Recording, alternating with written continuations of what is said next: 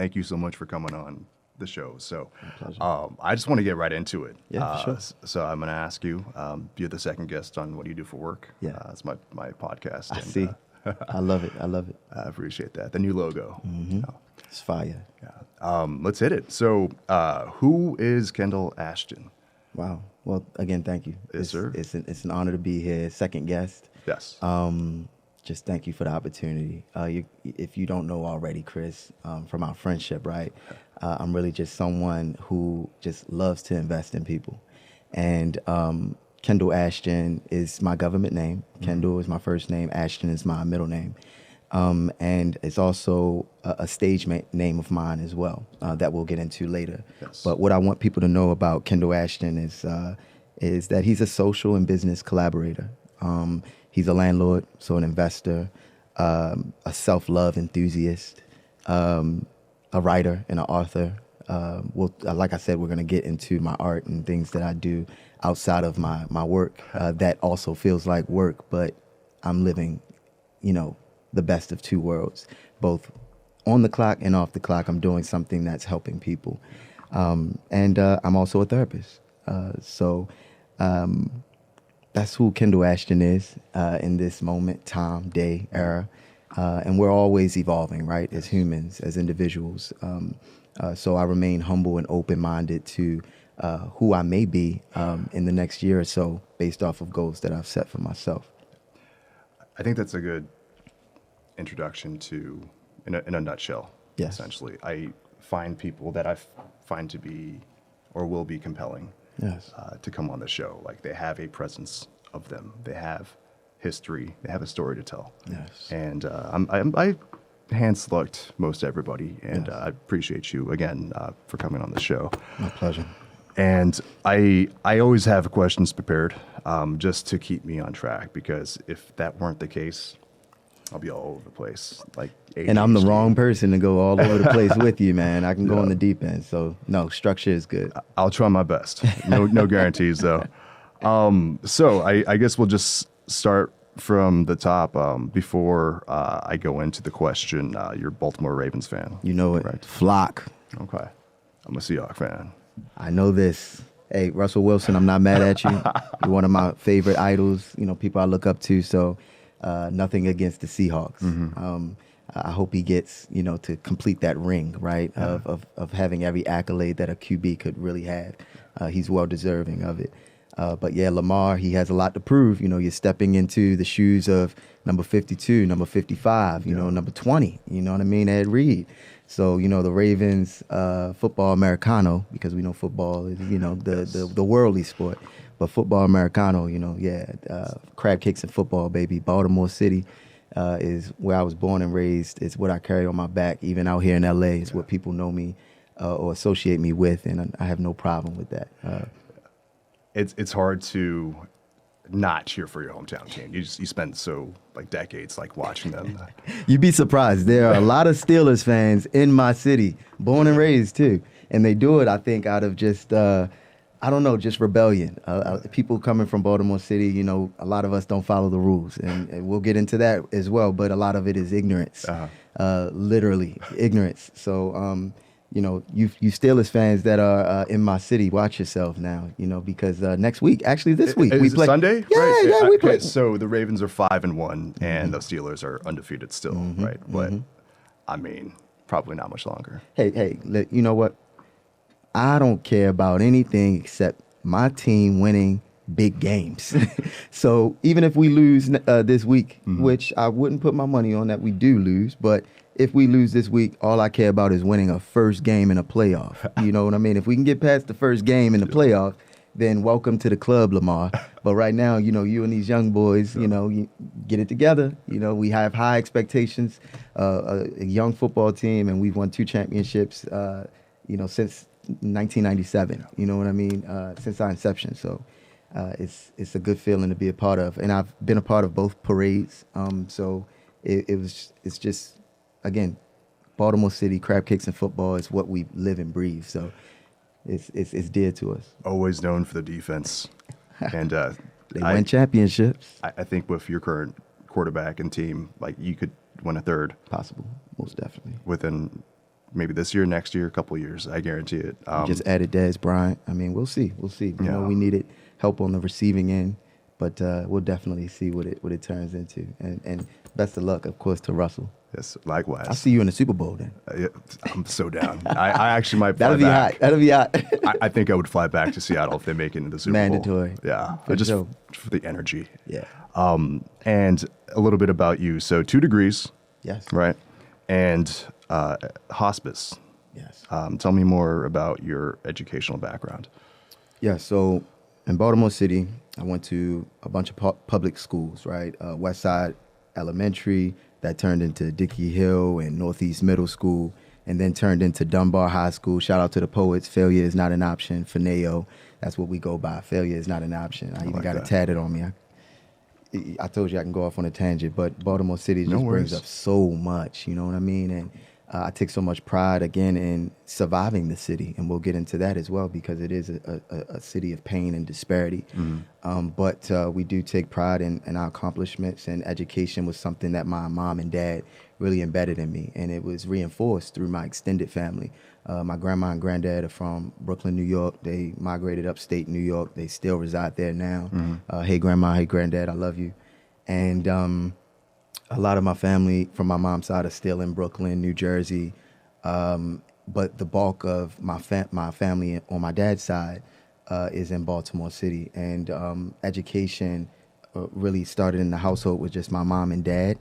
My extended family, you know, in New York and Jersey, they press the same issue. But you really don't see too many people in Baltimore City taking their education serious. So graduating from Dunbar turned into, with a focus, I was working on the ambulance, lifting 300-pound patients. I always knew I wanted to be in healthcare. Yeah. All right. And then I saw blood and the labor of lifting 300-pound patients literally up 20 flights of steps with someone probably my size, a little, bigger, just a little bigger, and we are getting the job done. But I was always fearful that I'd drop this person, like, literally. 300-pound patients on a stretcher, and you got my high school muscles.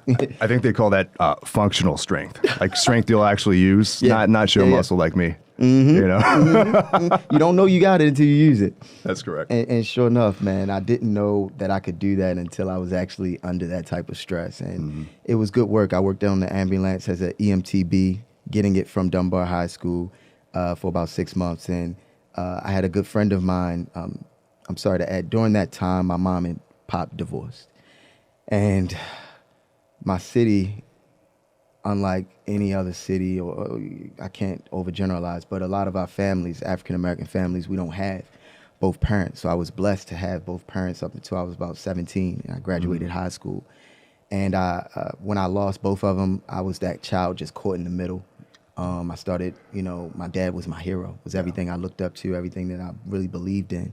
And then when I saw that union broke, and we had to kind of choose who we would live with. I didn't want to live with any of them. Yeah. I didn't want to live with my mom. I was resentment built up from there, from not, staying with my dad. But that's a whole nother story. My mom did the most she could. And then my dad, a business owner, just really, in my mind, he kind of did everything right as a father. From my perspective, I have 7 other brothers. You can ask. Yeah. 7. My dad he's a crazy dude. He just remarried, and he has a 6-year-old daughter now. So I have a 6-year-old sister. So he's still shooting, and he's 60 years old. And I know I'm going on a tangent, and we're on education.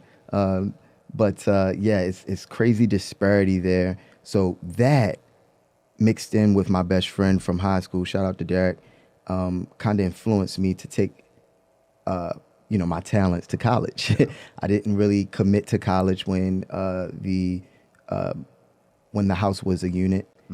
So the breakup kind of influenced me to get away, and I did just that. I went over to about 150 miles away from Baltimore, west toward West Virginia. It's a small town called Frostburg State University. Shout out to the Bobcats.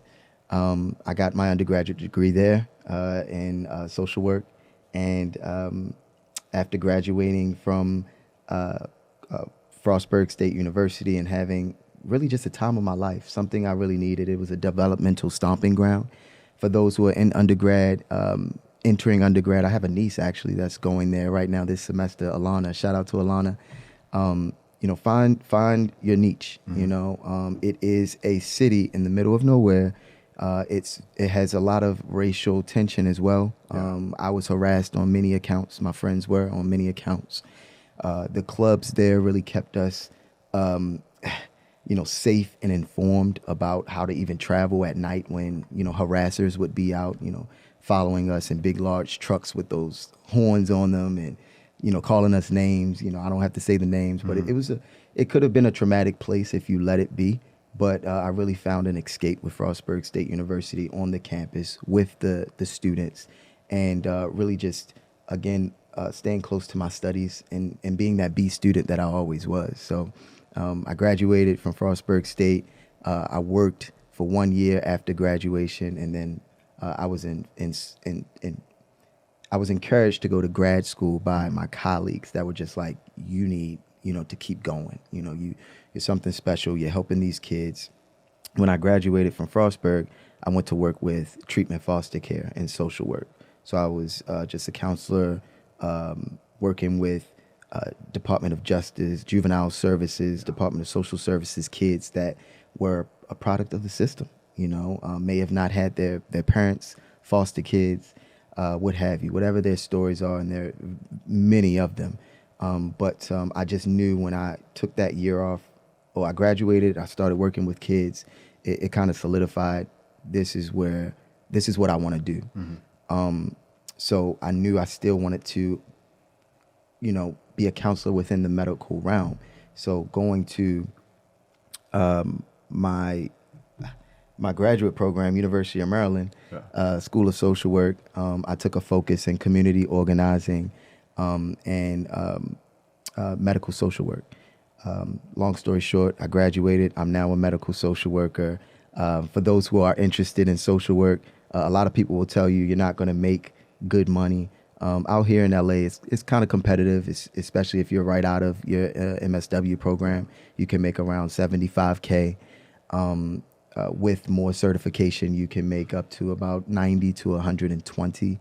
The most successful social workers that I know diversify their income, and we'll get into that later as well. Yeah. But I'm really, really happy with my educational background and how it's led to me being a therapist in the hospice realm. Hospice, why hospice? People always say, how did you get into that? I escaped from Baltimore City. I felt like after becoming a homeowner at 22, knowing what the streets could give me, exploiting all of my elders and people I can learn from all the wisdom they can give me, the city was still kind of turning its back on me. It's what it does. It's a crab state. And people who are from there, they understand what I'm saying. You just got to get out. I mean, when I was working with kids there, kids from the west side never made it to the east side. They never knew it was water in Canton or in the south near the harbor. Like, seriously. And these are kids that are like 11 years old, you know, just confound to their hood because it can be dangerous. The socioeconomic disparities, you know, kept them confound and limited as well.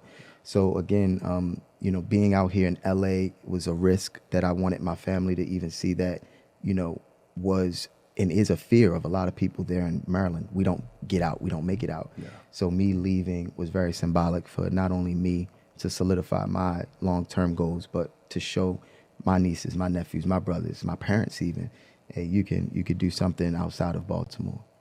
I think that you have your master's in, what was specifically? Social work. Okay. Some people don't even have the direction of where they want to go, or in high school, they're like, oh, like I want to make money. Yes. I want to do something to help other people, but they just don't really know. I think in the last episode, that's why I kind of introduced commercial real estate as an option. I'm just giving you the information. And if people want to go into social work, they have that option. Like, they don't have to stay in their hometown, right? They could venture out. And I think the hardest step is just to take that risk. It really is. Right? No, seriously. Yeah. Again, I've been out here for about 3 years, and I've had friends reach out inspired by my leap of faith. And they were just like, you know, I'm right here. You know, I can either buy a house in Baltimore and just work my 9 to 5 and be there, or I can do something that I've never done before, and that's what I want to do, which is get out of Baltimore. And I'm just like, well, I can't tell you what to do. It sounds like, you're in position, right, for the coin to fall on either side. And you really, need to dig deep for your bias and what's going to make you happy, and act off of that. So that's the advice I would give to anybody that's pre-contemplating or contemplating, right, doing anything that they believe they should do. Really take that leap of faith. And it does take, soul searching. It does take a village, right, to be able to lean on as well, and confide in and get their blessing. So you have some form of support when you're taking this leap. If you are doing it by yourself, trust me, it's okay. You have yourself to fall back on. And when you do land and hit the ground running, you'll build a network where you land. I think it's also the fear of the unknown, because I was kind of the same way. I moved around a lot just within the state of Washington. Yes. But never did I dare to venture out past like the state lines. I don't know what it was. Like, I could move anywhere if I wanted to. Maybe if someone feels stuck, that's all they know. The state. That's all they know. Yeah. That's all they know. And there are a lot of people that feel stuck to make a relation in hospice, right? Yeah. Without enough insight, perspective, experience even. When hospice finds you, and it doesn't discriminate. The youngest that I've counseled was a 21-year-old. The oldest I've counseled is probably 105, Again, aggressive diagnoses. They can find you and me. They don't discriminate. And a lot of families and patients find themselves lost, confused, distraught, without vision and understanding of how they can get out of this space. And I think we were talking even before, we started rolling the cameras. You're only as strong as your support system. So in hospice, I'm really just, I'm doing a lot of psychotherapeutic, interventions, and covering psychodynamics of people's upbringings, even to, complete that circle and give them the closure that they may need, right? To find the peace within themselves, to have a comforting process. Everyone that comes on hospice, we're not a place that people come to die. I have to inform you of that. People graduate from our service all the time, but we do and are sensitive to end-of-life situations, and we help provide perspective. I give families this analogy, because a lot of the times, I have 7 brothers. Yeah. A lot of the times, there are large families fighting over a patient's possessions or location. It can be small things to big things. And I tell them, the patient is in the driver's seat. Mm-hmm. Whomever is the power of attorney or that decision maker, hopefully it's someone who has a strong emotional endurance, making decisions for the patient when he or she is very vulnerable. They're in the passenger seat, right? They have that roadmap helping the patient to drive and navigate. And a lot of the times they try to take over that driver's seat. And that's when the process gets crazy. It gets messy, out of hand. In the back seat is the extended family. They're always going to be there. Cousins you don't want to talk to, aunts that want to barge in and say, I want to see my brother and my family member. They're in the back seat. They're not going anywhere. And I tell families, we're in the trunk of the car. Mm-hmm. We have no stake. We have no biases within your family. We're here as additional information. We're going to give you education, information, literature, perspective, hospice philosophy, the tools you need to be the expert in your own care. Mm-hmm. Some families get it and take advantage. Some families don't. And these intimate spaces, these sacred spaces that we as clinicians have the privilege to being in are just one of a kind. A lot of existential things happen. And I am fortunate, again, to be in such a field that complements my own personality of wanting to assist people. Mm-hmm. And just really quickly, people ask me all the time, like, how do you do this? And I create boundaries. We need boundaries, even as friends. We have to have boundaries. So in a professional setting, you have to create a boundary that lets the families know you have a legal an ethical responsibility to the family, nothing else. So if or when they need me, they call on me, I respond, I answer, I'm very responsive as soon as I can be. Why? Because I like to go to sleep at night. If there is a documentation or something that I feel like, oh man, I'm sleeping on a patient's needs, and this is going to help bring them comfort, and decrease worry and anxiety, then I need to do that before I can go to sleep. And I make sure I do that every single day. I did it before I even came to the podcast today to make sure, all of my patients are tucked in for the weekend even. So that's how I do it. They're not my families. They're not my blood.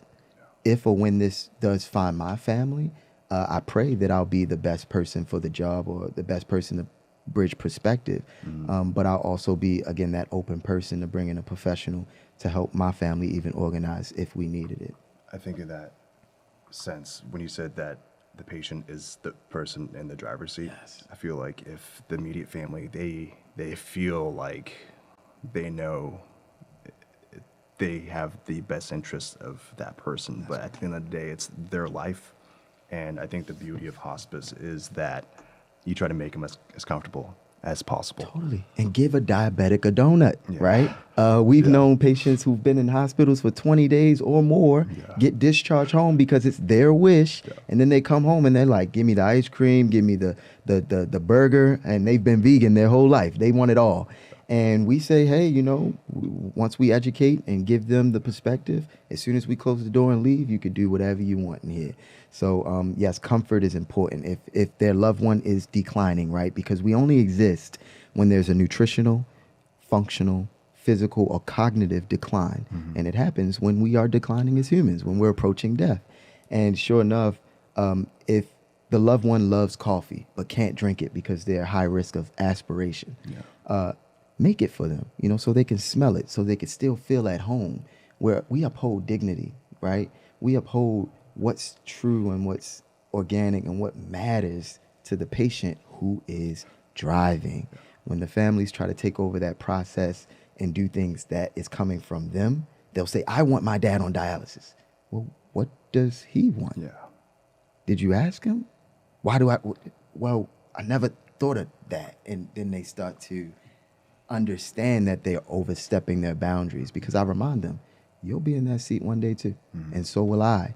And again, you're only as strong as your support system. So the key is to listen and address what that loved one wants and what's important to them. So if it's the one playlist playing at night to keep them comfortable and less agitated, a certain type of medication that they're completely against, etc., give it to them, make sure that it's as comfortable as possible, and remain open when the professionals are coming in. Get the information and leverage it to the best of your ability. I think last comment I'll make on this before we move on. When it comes to the family members, Yes. Especially at that time when they find out a loved one is sick, Yes. they're frantic, out of character, that they're not level-headed. So, of course, they're going to want to do something that helps. But again, if the person just wants to be comfortable and they have to go at their own pace, they have to make their own decisions, and that's probably the thing a lot of people forget. Key. Yeah, and And it's hard. It's not easy, because yes, we do want more for our loved ones that don't want for themselves. Yeah.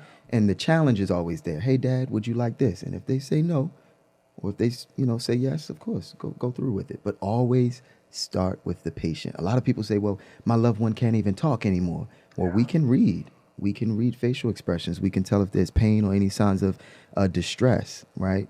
By looking at the face. Are they frowning? Are they browing? Are they, bracing? Are they agitated?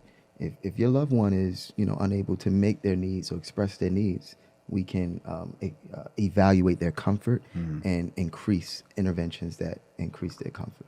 This is something people never think about until it happens, and I don't wish this upon anybody. But it's a service that does exist. Yes. And if you're lucky enough not to have to worry about it until years later, then consider yourself lucky. Consider yourself lucky. Yeah. Count the blessing. Absolutely. And we're all human. At the bedside, we all exhibit the same signs. We all bleed the same. We all decline the same. So, be sensitive to that and understand that, and do as much as you can for this earth and the human right next to you as much as you can, because our time is not promised. Just like you said, it happens so abruptly sometimes. I find these families in the worst emotional states ever. And then after our talks, after our processes, after my interventions, I must take pride in it. I've been doing it for 4 years.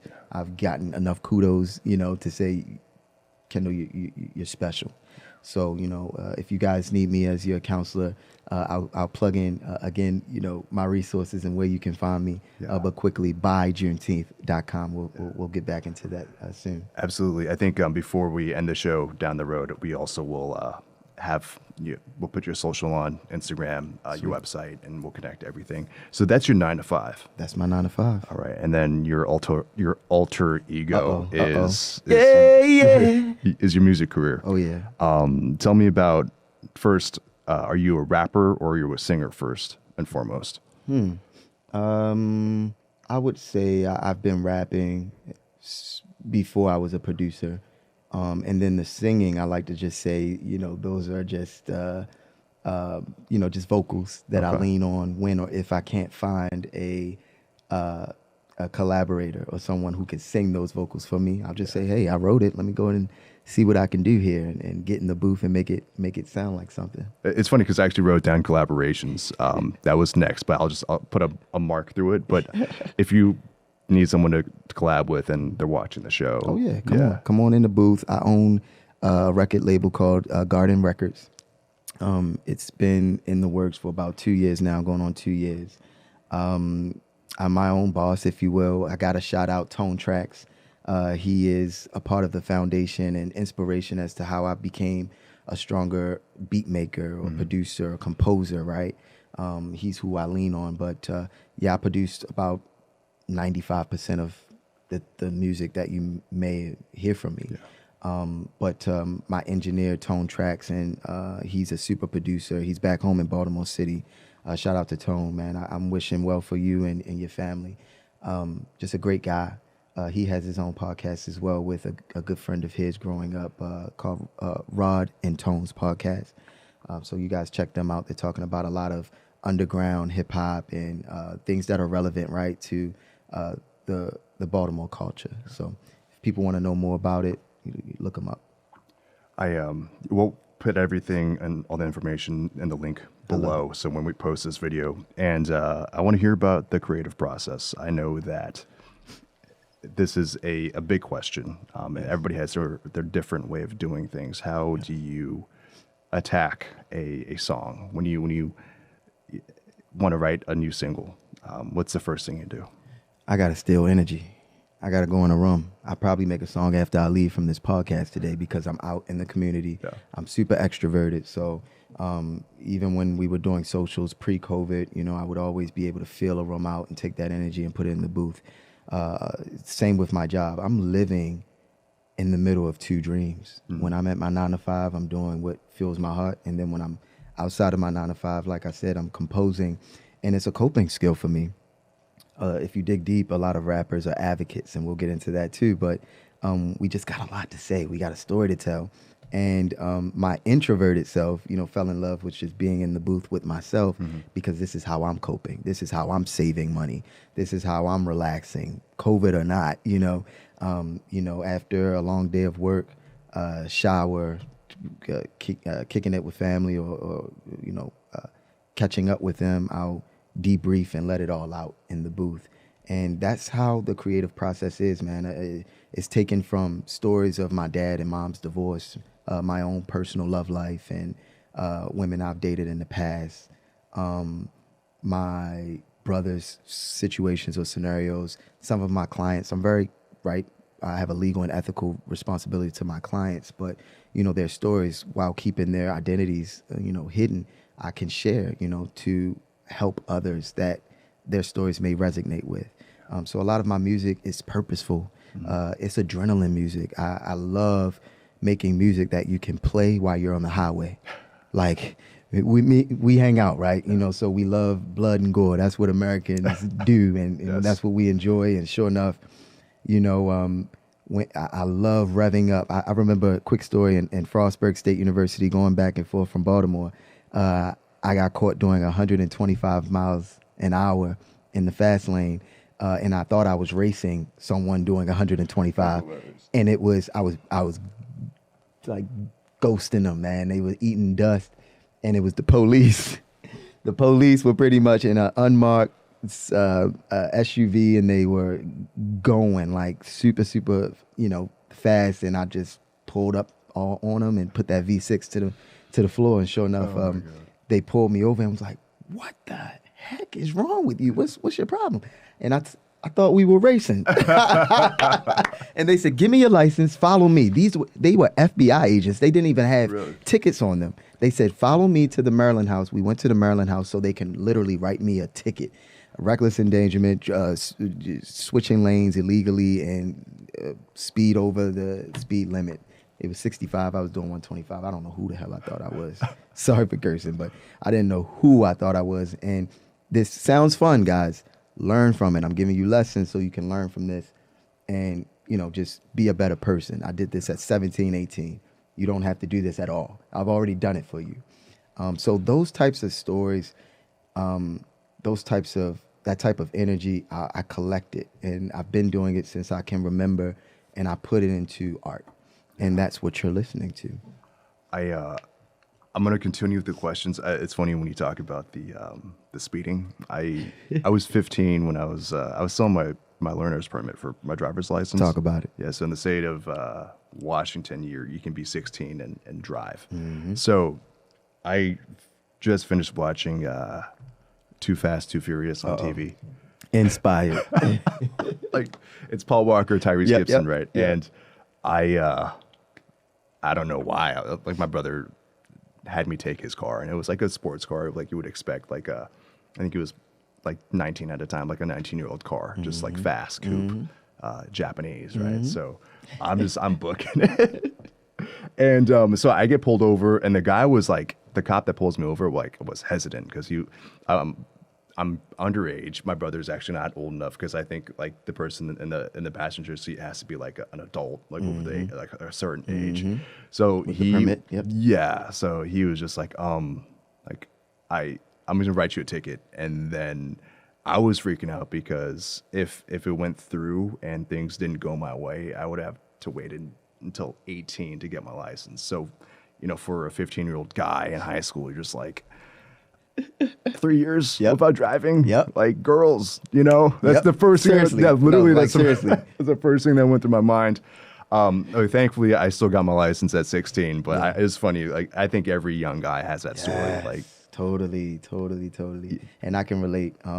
Just be careful out there. I was 15 and 9 months. That was the law at the time. Went and got my permit, and just having that luxury in high school, you kind of are naturally the man. So, you got to be careful out there. Take care of, blessings and opportunities that you have. Don't ruin them. And then also don't watch Fast and the Furious. So then go drive, all right? Yeah, Fast and the Furious should not be your baseline for what you should be doing on the road, period. Yeah. Okay? You go to driving school for a reason. You don't watch Fast and the Furious and practice what they're doing in real life. Yes. It's the movie. Do not second Vin Diesel in the movie. And so in hip hop and rap music, I know that ciphers have kind of been historic. Yeah. I guess it's still, they still do that, but historically speaking, you think of the circle, right? And you have two MCs or what have you. We spoke on the phone the other night, and there's breakdancing. Oh yeah. There's beatboxing, hip hop, singing, right? Tell me, can you elaborate, like, to someone that has a very rudimentary understanding of what a cipher is? Oh yeah, most definitely. I'll start with the elements of hip hop that you were touching on.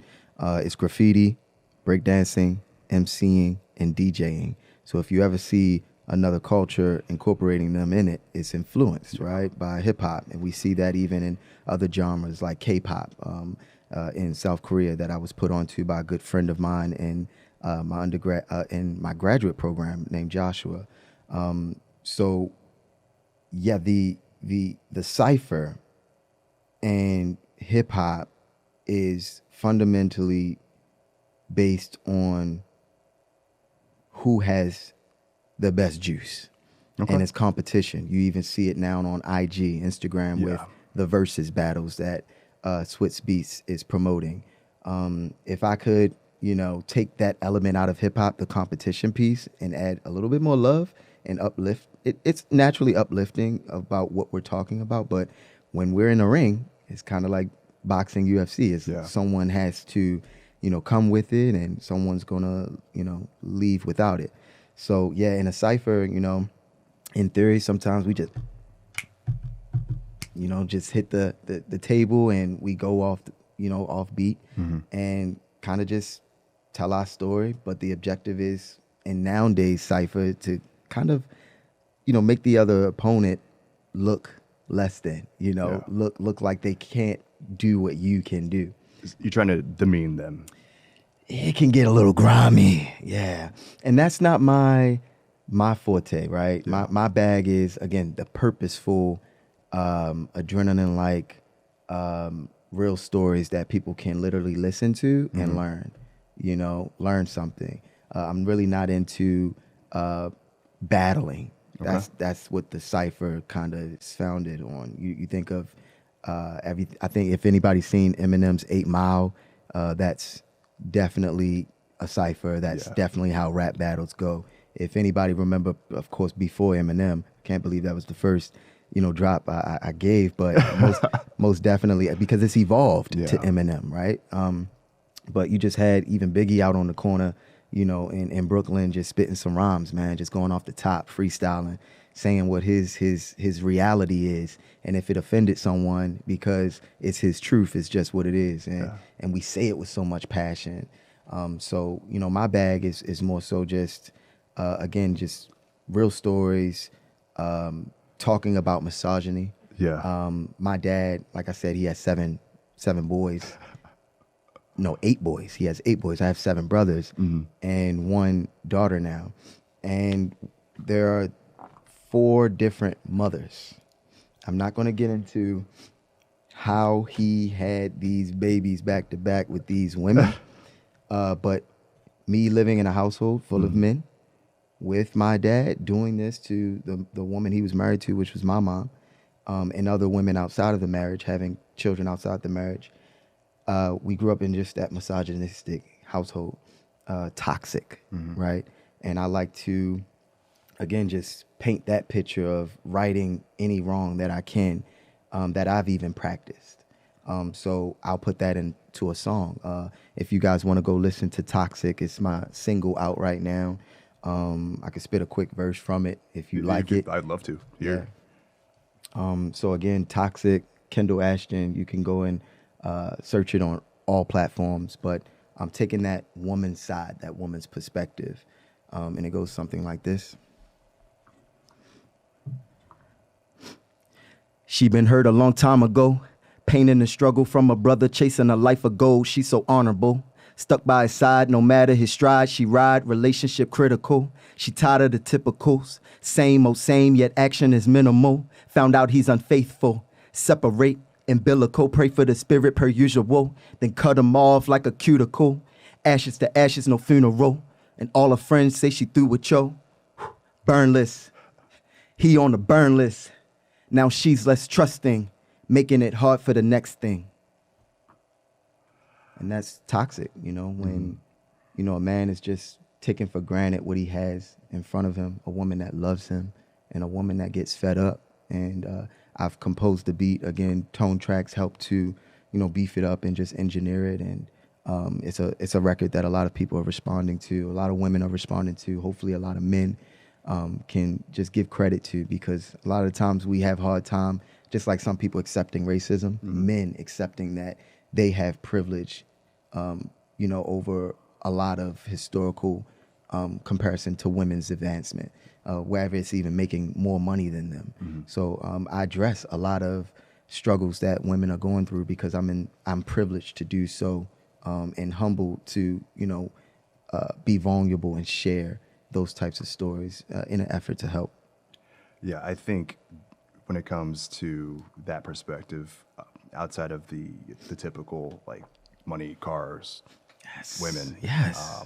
it's interesting, like seeing that from a female's perspective, right? Yes. Is that where you're coming from? Yes, totally. I think the only the one that comes to mind is Dear Mama from Tupac. Pac. Oh my goodness. Yeah. Me and Pac went to the same high school. Yeah? Poet Pride, Fineo. Yeah. Yeah. I think for him, it's music that he makes still resonates now, probably the most. Timeless. Yeah, it really is. Classic. And for me, the biggest challenge, this is out of my industry, right? I'm happy you came on the show because I've seen other TV hosts and podcasters and individuals interview rappers, and they act completely different. Yeah, Like totally. they talk like, "Yo, you know what's up? What's up, dude? What's up, Right. Kendall?" Right. No, I'm trying my best not to do that. Right. Like even when you're rapping, I'm not gonna be like, "Oh my God, I know how to rap." Right. Oh, this beat is dope, Right. right? It's them wholeheartedly. Yeah, And- it's I don't know why they do that.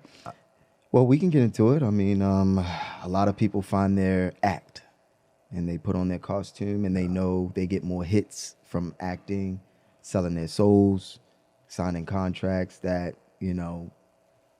robs Peter to pay Paul. So, to get those clicks, to get those quick sound bites, to 69 it, you feel me? They become the animal. They see themselves become a villain sooner than they even started to live, in cases. So, yeah, it's unfortunate that it does happen, but that's not me. And a lot of people say that, right? I'm not well off. I'm not, a millionaire. I'm not making a lot of money off of my art. And if that was to find me, I mean, I think, again, I would still be humble. I'm trying to, you look at, Jay-Z even or Nas, these are, influences that I have that, always give game, free game through their message, through their music. And if you're not listening, if you're not catching the metaphor even, it's going over your head. And they like to dress, they like to get swaggy, but it's not them. It's not it's not what they have to do to sell their music. I guess I'll clarify my part. I'm talking about the host, my Letterman, Yes. Jay Leno, Jimmy Kimmel, Jimmy Fallon. Yeah. I say that because when they get a character like Jay-Z Yes. on the show or another famous rapper, I'm talking about the host that's interviewing Gotcha. the rapper. Yeah, I So follow. essentially, my position interviewing you. Yes. But you know me. But that's like if I had you on the show and we didn't know each other, and I'm using more slang. Yeah. I don't want to go political. Yeah, please. I'm gonna try not to, but not gonna say his name. But he's always like, "Hey, man." I remember watching one of the candidates on, I want to say Charlamagne the God Show, The Breakfast Club. Yeah. It must have been that one. So he actually had an interview. So essentially, he had Biden on to try to potentially get the black vote. Is that fair to say? Oh, hell yeah. And Can I say the H word? sure, yeah. Yeah. That's exactly. Hell yeah. Yeah. Hell yeah. That's exactly what he was doing. And everybody, we see it on both ends, both parties. Yeah. I could talk more about that if you like to. Most definitely. They conform. They try to, add a little swag, and they never walk with the swag even in their own home. It's Trying to just- relate. Yeah, we can, try. We can kind of get with that, but you don't have to do that. Just be Joe Biden and speak from the heart, speak from your pain, right? You lost your son. I don't really know too much about that, but speak from that. A lot of, broken families that are African American that have been generationally deprived, they can relate to, stories like that. You don't have to come and change or conform or be something that you're not. But if you truly do listen to, hip hop and, that's you. Yeah. I know some, some people that have that light switch that, turn it on and off. Not my, my first, group of people I would want to be around, but it exists, especially out here in Hollywood. Yeah. I grew up listening to a lot of R&B. Usher, My Way was probably my first album. Yeah. It wasn't even my album. I think I took it from my brother or my sister. I forget. But It's not a bad still. no, it's not. It's an amazing album. When it comes to, you said South Korea and K-pop. Yes. And at least because my family is from Taiwan, my mom and dad. And to my knowledge, just growing up, basketball's huge in Taipei. Yeah. Genuine, Usher. These are musicians I grew up listening to. Yeah. Like, I didn't really quite grow up with 80s rock, like a lot of people that I went to school with. But I'm gonna combine this all together. I know in South Korea, hip hop and dance It's prevalent. is huge. It exists. Yeah. They wear oversized Adidas clothes and It's them. yeah, It's a part of the culture. They get it. yeah, Yeah. and it's the stories they're listening to. it's synonymous. It resonates with your people. I want you to expand on that, like not just in America, but in Asian communities. It's not just a lot of people can get stuck on, oh, it's just in America, but no, it's like China, Taiwan, Korea, Japan. It's everywhere. You see artists all the time, especially pre-COVID, doing shows in Europe, Australia, and Africa having a huge fan base, and these people are plugged in. These fans are plugged in and they know you. They can't speak a lick of English, but they know your lyrics. They can sing your lyrics fluently. Yeah. It's mind-boggling. I can kind of relate. I mean, I look at the analytics of my streams on the back end, and there are people outside of the country listening as well, and it's always flattering, right? But you don't think that it's happening. Maybe it's like a bot listening or something, but no, it just goes to reinforce that hip hop is American. It is what I mean by that is born and raised here, right? But its influence is so international and it's so relevant to what other people anywhere on this globe experiences, the stories, just like any blues or soul, funk, or gospel record can reach a wide audience. So can hip hop, and we see it now. Hip hop is pop. It's really a part of pop culture. It's you go to your favorite club, you go to your favorite bar. Even sometimes the DJ, he got something ready for you. Even in some of the rave bars that I've been to, the local rave bars that I've really enjoyed the music, and we're playing like maybe I don't know, something like let's call it Linkin Park, and that's a cross genre right there. But let's say Chris Stapleton. Tennessee Whiskey. Yeah, That's a good song. Yeah, man. yeah, it's huge. I went to a Chris Stapleton concert out here, man, at the Forum. Went with some friends I met out in on the beach, man, on the sand playing beach volleyball. Over in Hermosa. Hermosa, yeah. Down in Hermosa, man, and had a great time. And even at his concert, right? Yeah. He had rap, and a lot of country singers they rap. They spitting on the mic. You can hear the story, and how they're mixing flows and using their voice to be the melody in the track even. So I think it's infiltrated pop culture. We're not going to get away from it anytime soon, and we're seeing more and more people embrace it, accept it. But we all have to realize where it derives from, and it's the pain of an oppressed people. We weren't able to have seats. We weren't. When Obama was running, he was the only senator out of, you know what I mean? Like, we don't have a voice. So hip hop became our voice, During slavery, our language was taken from us. So we whistled. We literally whistled to each other and sang songs to communicate, because if we were caught communicating, using language, the oppressor would oppress. It's here. It's evolved, right, from a dark place, and I think when people, really do their research and they find where it's from, as long as they're respecting it and they acknowledge, right, where it's from, make it your own, like K-pop did. I think you have to preserve it because Yes. I want to bring up. Are you familiar with Hawaiian history? No. All right. So essentially what happened, so Hawaiian apparently was a language. Like it was like just across, I guess the state of Hawaii, or I guess the island of Hawaii at that time before it became a state. But what happened, they kind of outlawed Hawaiian as a language. And this happens anytime a government or someone wants to take over an area. They want to instill their language. Oh It's yeah, gonna be, their religion. Oh yeah. yeah, exactly. Their religion, their language. You can only speak English. You can't speak Hawaiian or China under Japanese occupation. I remember my grandmother telling me stories that, and this was during World War II times. Yes. So Talk about it, man. yeah, they essentially, China was kind of just like an open book. Like it's there for the taking, the trade routes.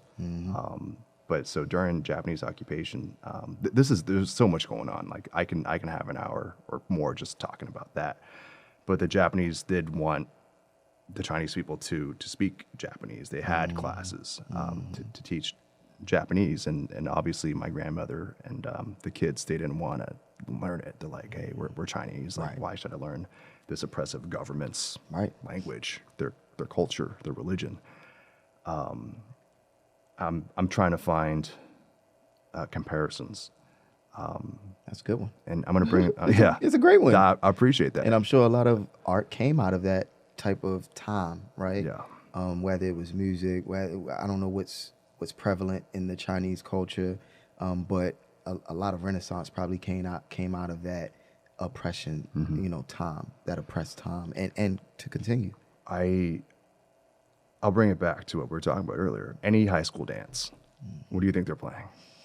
Yeah, you're gonna hear some genres. You're definitely gonna hear some rap, You hear some Chris Brown. R&B. Yeah, that's this is going by so fast. I want to say when I hear his debut album, it's like Yo, Excuse Me, Miss. It's still really good. It's still like every time I hear it in the car, I turn it up. I wrote down so many questions for you. I feel like I didn't even get to a lot of them, but I That's do. me talking too much. I do that. No worries. Well, hopefully this will be one of many. Yeah, for sure. I tell that to my last guest, but all of two guests I had, I would love to have any of you on again. Yes. Okay, so this is a two-part question. So I'm talking about talented artists, rappers in the past that didn't quite make it. What do you think is the biggest roadblock for them? What the majority wants, right? You think of Wale. He is a genius. He'll also tell you he's probably self-sabotaging because of how his insecurities take over him, both online and offline, and that can rub people the wrong way. His music's great. He even says, sue me, I'm rooting for everybody that's black, and that may not be what the mainstream media wants to hear. So a lot of people give the mainstream media what they want to hear, what's hot, what's trending, and people like myself who don't really want to conform and doing art for myself, because it makes me feel good. I tell artists all the time, as long as you're doing something within your art realm that makes you feel good as a person, if it makes someone else feels good or makes someone else's day, that's a plus. That's extra. You shouldn't do it with that expectation that you're doing it for other people. I guess after a while, when you feel like your story has been told and everyone knows everything about you, like a Beyonce, you tend to probably do it for your fans, after that. I don't know. I'm not on that level, but, even artists starting out, come on, man, do it because it feels right to you. And, stop swagger jacking, man. Stop, stealing drip out here, man, and being something you're not, when it doesn't resonate from you. I think for the artists that have a unique perspective, if they have a specialty, I think they can get away with it. They can have like a small following. I actually, the one concert I went to, I think last year was Gallant. Yeah. Are you familiar? I'm not. Wait and Gold, singer, vocalist. Oh my gosh, he's amazing. Wait and Gold, Gallant. Yeah, Oh, I'm hearing you. I love definitely, research. I think, I'm a huge R&B fan. I know Trey Songz's album just came out. I gave it a run through, a first listen. I'm gonna have to give it a couple more listens. Trigger's on the hot seat, but we cool. Why is that? Well, I mean, he's just like a lot of people right now, being controversial, and of course he has an album out, so he's being controversial. I see. He's trying to be as noisy as he can like this guy. Like this guy. I brought this here, right? To let everybody know, everybody that knows me knows that I love this guy. I can recite everything. I love this guy in the booth. Yeah. Outside of the booth, he got issues, and we know. I love everything about him. I really looked up to him, and I don't give a dang who you vote for, who you support. You know, I have friends that support Trump or Biden side. It doesn't matter. But when you come out your mouth and you say half the reckless stuff that this guy, Lil Wayne, Wheezy F Baby, stands for F Boy Baby right now, you know, I can't support you. Oh,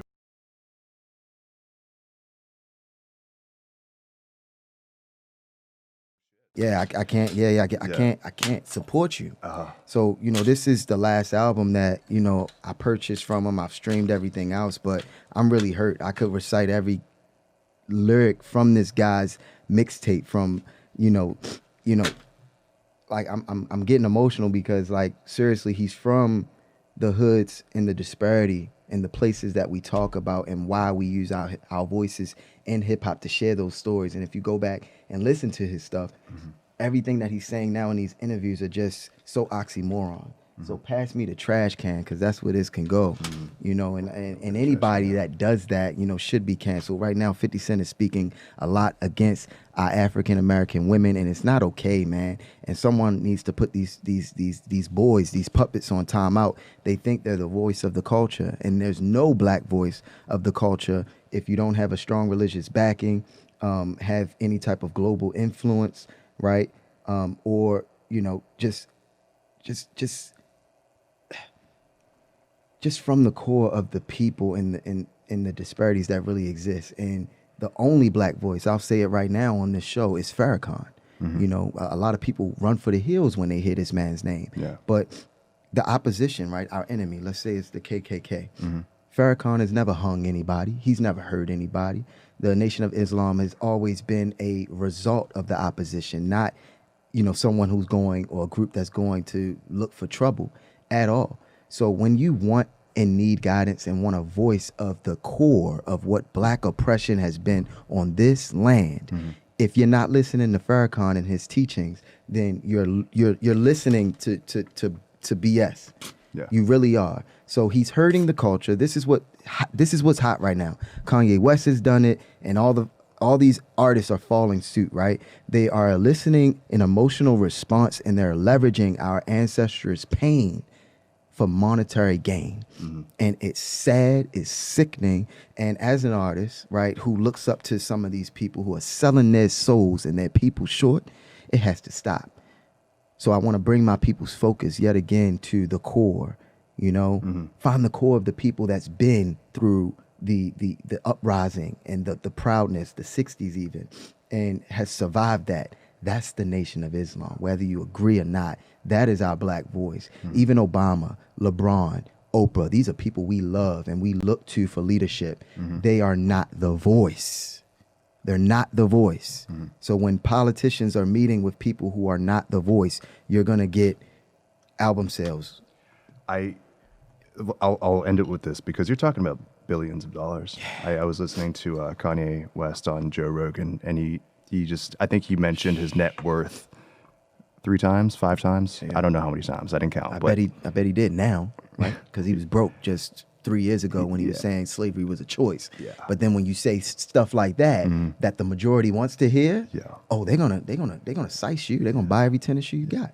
His net worth is $5 billion. I bet. No, I bet. So it's disgusting. Exactly. I mean, how much can $5 billion go around Baltimore or anywhere? Right. You talk about leaving it. Baltimore City right now has a disparity, right, of kids without laptops. 42%, the ACLU found just 46% of kids are without laptops with this remote learning, and truancy has been up in my city, but dropouts are increasing by the day. If you want to sign the petition, buyjuneteenth.com. It's my website where you can find music, insight, merch, what have you, and just real information, even my podcast about what I believe in, what is true. And I'm very unbiased, man. I just want people to get along. I love humanistic mindset and perspective. Me and you, again, we bleed the same, different cultures, but we address what's important from both of us. And buy Juneteenth, Juneteenth, like the holiday, you can get more information on who I am, what I stand for, and just deal away with all this fluff. Kanye West, he's a disappointment right now, unfortunately, by what he's saying in the public, and I'm sure what he doesn't truly believe in the comfort of his own home. You know why? Because Dave Chappelle still is around this guy, so he has some sense. Again, he's playing the game. He's leveraging what people want, and that's entertainment. But he's using our pain and our ancestors' history. Even Harriet Tubman recently, he said something crazy out his mouth. It's ridiculous, and it has to stop. I know we're running almost out of time, but would it be safe to say that he's taken advantage of the situation? Yeah, totally, man, 100%. He knows it. We all know it. We see it. This is what we call Tomming. And once you start Tomming, it's hard to stop. As in Uncle Tom. Yeah. Uncle Ruckus, for sure. If you've seen the Boondocks. Just selling out. Clayton Bigsby. Chappelle Show. Right. Chappelle Show. Right. And that's why Chappelle left. He came to that moment where he had to make a decision. Am I gonna Tom, or am I gonna go to Africa and get away from all this and debrief? And he took the latter. I wrote down so many questions. If we got through half of them, maybe. Good, but I want you to let everybody know where they could find you. Instagram, YouTube. Where can they find your music? How can they contact you? I'm Googleable now, guys. Kendall Ashton is my stage name. So if you want any of the music that you heard earlier, if you want any follow-up from me, I'm heavily prevalent on IG with just my little following. I'm a humble guy, but I'm really not reaching for anything, man. I'm just, again, my music is my coping skill. I'm happy that you responding positive to it. Other people are responding positive to it. You can find it at Kendall Ashton Sounds. Kendall Ashton Sounds and IG. As soon as you start typing in Kendall Ashton, it'll come up. Same thing with YouTube, Kendall Ashton. I want to say one more thing to my people. Me and my family, my 7 brothers, we and my father, we're getting together as a family, right? Every weekend, every Sunday, we started a literary group and an investment group where we're putting money into the pot. This takes steps, guys, but I strongly encourage all of my broken families to find people who are like-minded and really want to reach their financial goals and get out of the situation that they're in. You have to do what Killer Mike said, and that's really organize, strategize, so you're able to mobilize. And we're meeting every weekend, right? Putting in the pot, whether it's CD investments, looking into different types of trading, building capital so we can invest. BCG, I'm going to be talking about it soon. That's again, this is who I am. I'm someone that wants to see not only my people and my family make it, but people just be able to leverage what matters at the end of the day. Because at that bedside that you're going to be laying on when you're taking your last breath, all of this doesn't matter except your support system. So make sure your support system is as strong as you can make it, especially during these times of the downtime with COVID. I'm going to conclude it with the reason why I brought you on. That's why I started with the hospice, because if we went the other way around, people, what are they going to see? What do you think they're going to see? Right, oh, he's just a angry. rapper, angry guy. Yeah. But I think you do well for the community, and you also are outspoken. It's righteous. It's all righteous.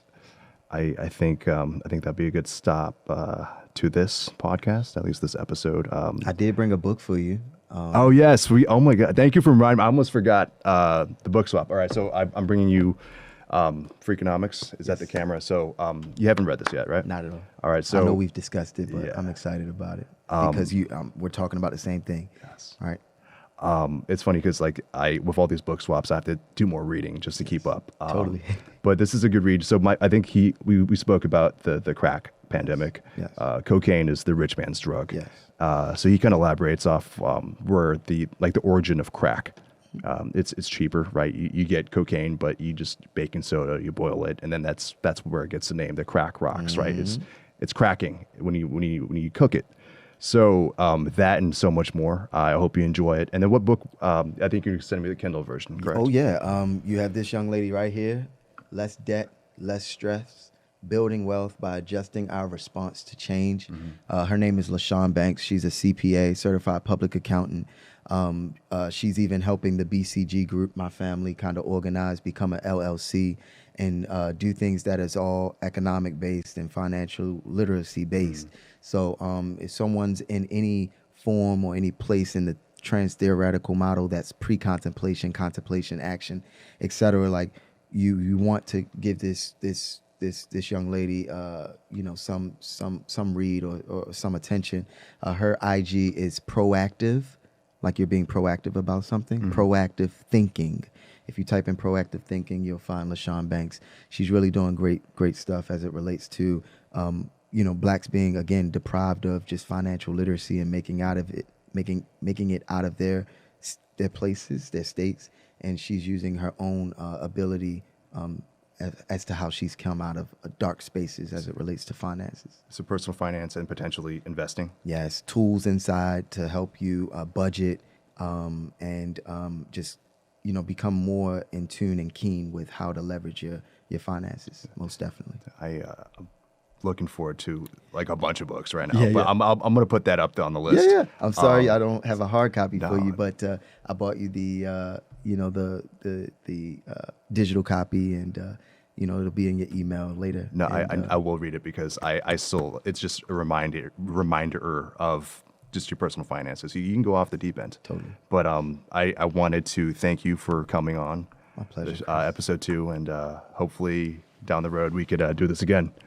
I'm here anytime you need me, man. Like I said, I'm here for a reason, right? I mean, I really love what you're doing.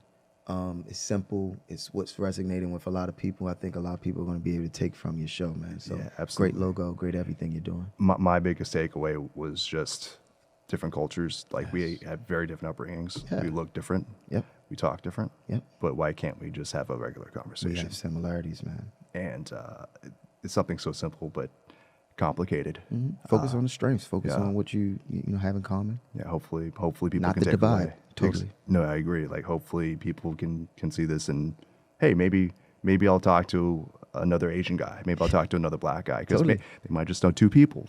Do they know an Asian guy? Do they know 2 black people? You know what I'm saying? I do. So, but anyways, we'll end it there. But again, thank you so much. No problem, man. Yes, sir. Thank you. Thanks, Elliot. Thank you, Elliot.